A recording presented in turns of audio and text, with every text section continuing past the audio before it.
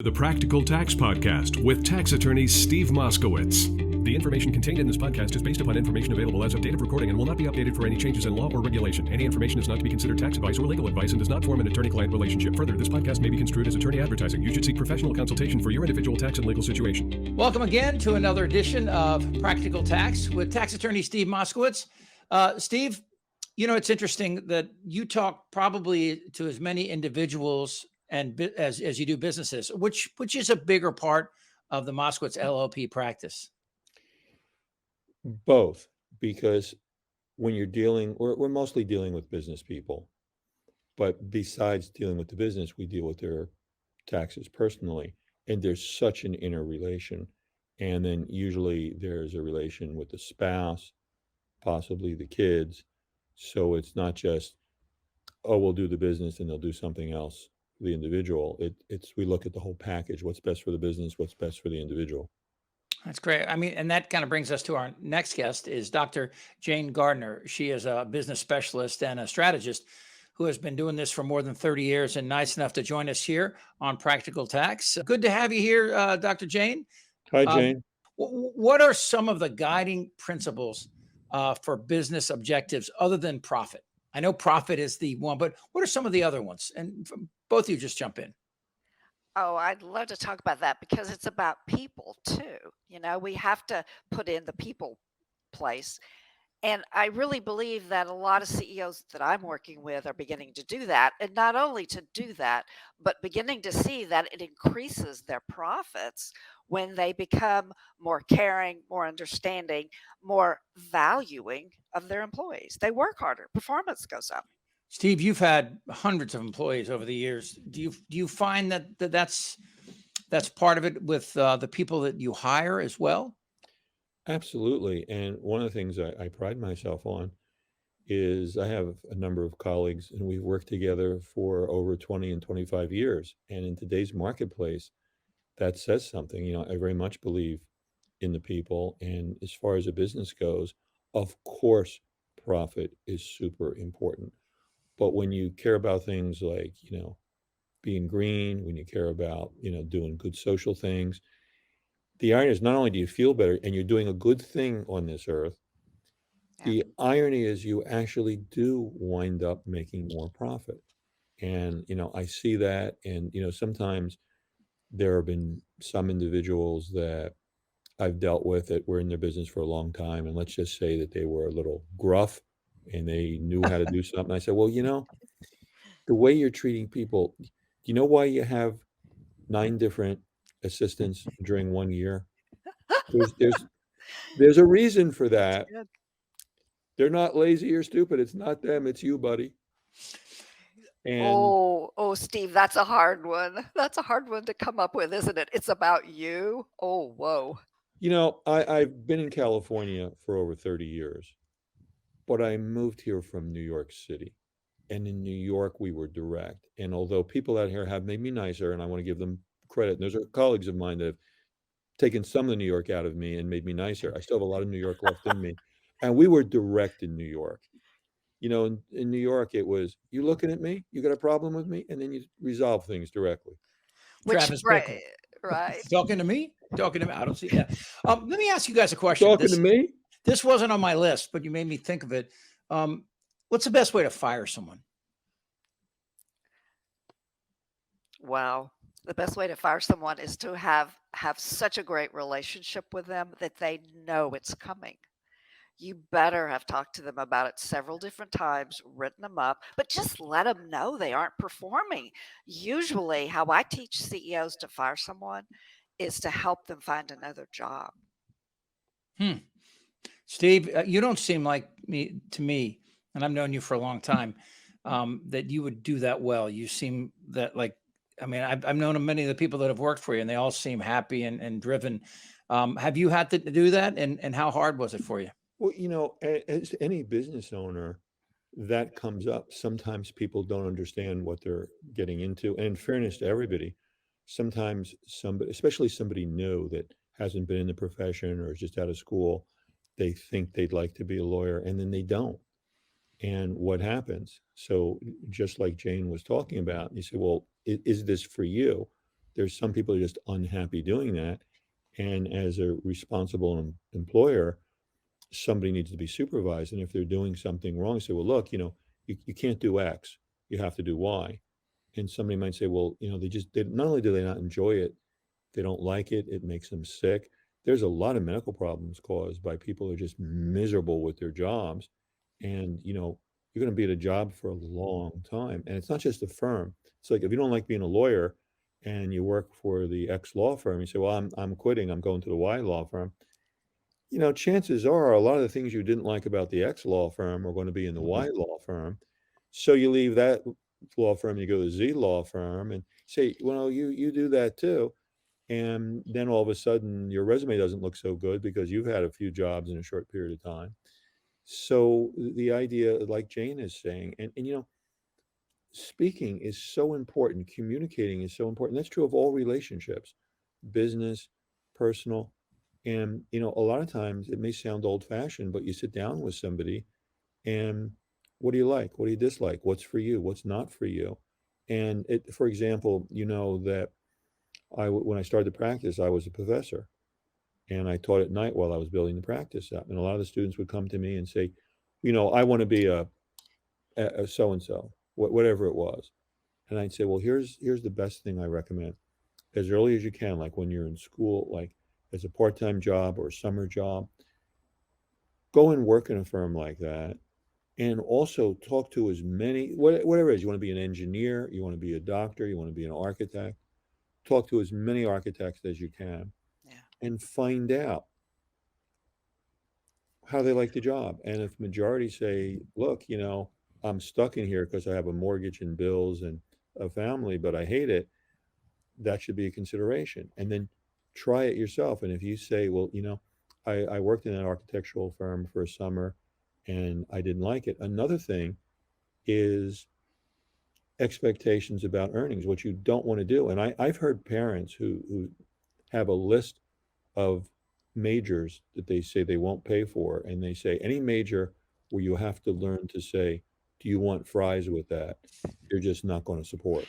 Oh, Steve and Chip, we just have to talk about quiet quitters with this because you mentioned direct and being from New York. I just want to say that the quiet quitters are trying to communicate so indirectly here that it's going to be very ineffective. I just can't see they're getting their message apart, Yeah. It's interesting to think about But this. when you talk with somebody, you also take a look at their work performance. Yeah. So even if they didn't tell you the truth, it's if a good job is doing X, Y, and Z, and you only did X, and even if they lied to you, you'd say, well, okay, I'm glad you feel that way, but what about Y and Z? You have to do Y and Z, and you didn't do that. So I'll do Y and Z Yeah. for you this time. Now, for the next client, you got to do X, Y, and Z. And well, gee, you only did X. Again, no matter how much you say you love this, obviously you don't. So But people just don't make decisions like that, unfortunately. People are emotionally driven. All of the cross-sectional research shows us that we are not rational thinking human beings. We are reactive emotionally and we are irrational first thing out of the bat. And I think that's really what a lot of people are doing with their careers right now. They're emotional. They don't feel good. You just mentioned how much people are unhappy right now in their jobs. It's 70% is the figure. But and what, there's another thing that causes unhappiness too. People get into something, they have no idea that the pay is so low, and then they might love the job, but they're miserable because they have to live with 19 roommates because they get paid so low. And Teacher, let's face it's it, hard. money's important. And even if you love basket weaving, what does a basket weaver earn? And if it's real low income for the rest of your life, do you want to basically live in a hovel and never can afford anything? And you have two shirts, one's in the laundry and one you're wearing. Do you want to live like that? And most people will say no. And also will affect who wants to be with you because, a spouse might say, well, you're a lovely person, but no, I don't want to live in the hovel with you. It seems to me that, that the advent of AI threatening a lot of manufacturing jobs. And the pandemic kind of resignation, mass resignation. I don't know what they're thinking right now. I'm kind of curious, but I'm just thinking the future in even in jobs like, as yours as a tax attorney, and the tax attorneys that work for you, theoretically, you might be able to put a lot of that into computers. Is this something that corporations, as they're moving forward, are thinking about the future of employees and whether or not it's the investment that it used to be? I can ask both of you. Does that question make sense? Say that in another way. Okay. Sure. So 30 years from now, as if I'm starting a business now, I'm looking at a plan for a generation and a half, right? And I'm thinking about employees. Am I looking, because of what happened in the post-pandemic, and then the HR nightmare that we all live in now? Is it makes, and you know what I mean when I say that? I mean, I'm not against HR. I'm just saying it's a No, no. difficult playing field. Steve, is this something that obviously it's one of the biggest costs a business has, employees? Do you see this remaining strong in the time ahead, or have we crossed some kind of weird I threshold? believe in my employees, and AI is to support human beings. At least as a tax attorney, they're never going to replace us because you need to talk to people and have judgment. And what happens is the AI can actually do the mundane stuff, so the attorney can have even more time to work with the client. That's how I view AI. And again, it's just like a doctor. Although we all have the same license, the skill that Dr. A has is different than the skill that Dr. B has. And you say, you know what? I literally would trust Dr. A with my life. Dr. B, nice person, but I wouldn't let him shine my shoes. Yeah. Do you get a sense that the landscape is going to look the same in 30 years, though, Dr. Jayne? People are people, they're never going to be replaced. But what we do have to realize is that we have to be more accountable, because I think part of what scares us basically in AI is we could be replaced and we get fearful. Yeah. But I think that employers are really getting the message about accountability, and how, especially with the millennials, we have to hold them accountable. We have to almost teach them Right. accountability, but that's on us. We have to have a system in place in our culture that says this is what you do and this is what we expect and this is what happens if you don't do it. Culture is two things. What are the rules and what happens when I break them? And I think that second part is what these employees are kind of going, I may be replaced because I don't know what happens if I break a rule. And a good side of AI is it opens up the world to us. For example, the discussion we're having right now, we're in physically 3 different locations. Yeah.